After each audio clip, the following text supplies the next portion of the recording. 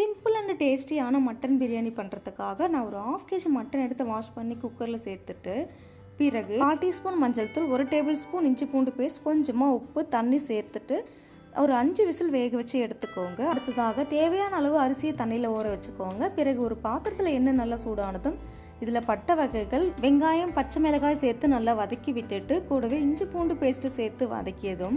இதில் புதினா கொத்தமல்லி சேர்த்து வதங்கின பிறகு இதில் நார்மல் அல்லது Kashmir red chilli powder, biryani masala, 2 தக்காளி, கொஞ்சமாக தயிர் சேர்த்து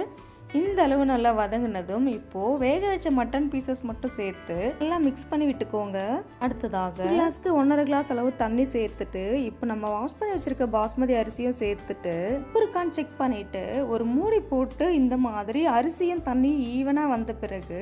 அடுப்பை சிம்மில் வச்சுட்டு ஒரு மூடி போட்டு இதுக்கு மேலே ஏதாச்சும் ஒரு வெயிட் வச்சு 15 மினிட்ஸ்க்கு அப்புறம் இறக்குனா பிரியாணி ரெடி.